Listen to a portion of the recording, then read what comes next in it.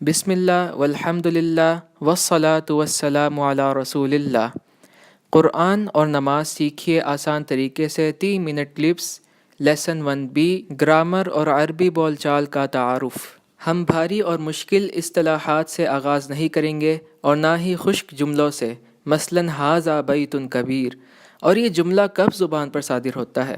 اگر آپ کے ہمسائے کا بچہ روتے ہوئے آئے اور آپ اس کو بہلانے کے لیے کہتے ہیں یہ دیکھو ھذا بیت کبیر۔ اسی لیے ہمارا آغاز سورہ فاتحہ سے ہوگا، جس کی بدولت ہم ایک دن میں 25 مرتبہ سے زیادہ اللہ سبحانہ و تعالیٰ سے کلام کرتے ہیں، تو لہٰذا یہ کتنا ہی اچھا آغاز ہے۔ ہم نمازوں کے عربی صورتوں والے حصے پر تقریباً 1 گھنٹہ لگا دیتے ہیں، تو کیوں نہ وہاں سے شروع کریں؟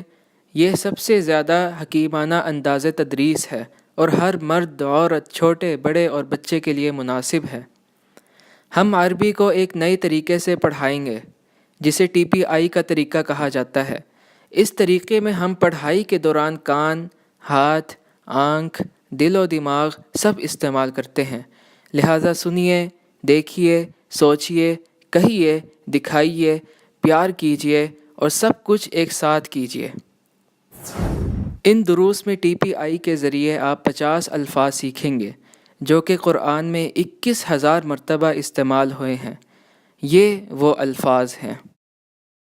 اس ٹیکنیک کو 1 سے زیادہ الفاظ کے لیے بھی استعمال کیا جا سکتا ہے، اور یہ فعل کی گردانیں یاد کرنے کے لیے بھی کافی مفید ہے۔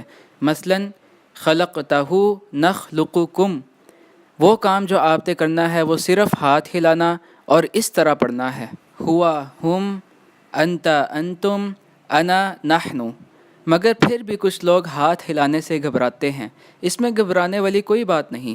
جب آپ موبائل پر کسی شخص کو رستہ بتا رہے ہوتے ہیں تو آپ اپنے ہاتھوں کا استعمال کیوں کرتے ہیں؟ کیونکہ ہمارا دماغ اس طرح کام کرتا ہے، تو ہم دماغ کو اسی طریقے سے سمجھائیں گے TPI کے ذریعے۔ لہٰذا ان دروس کے B پارٹس کو مس نہ کریں، مثلاً 1B، 2B، 3B وغیرہ وغیرہ۔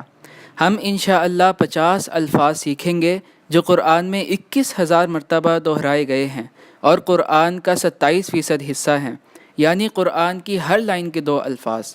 اس کے ساتھ آپ 1000 جملوں کو سیکھیں گے، جنہیں آپ فعل کی گردانوں اور عربی بول چال میں استعمال کر کے مزے اٹھا سکیں گے انشاءاللہ۔ جزاکم اللہ خیراً، والسلام علیکم ورحمۃ اللہ وبرکاتہ۔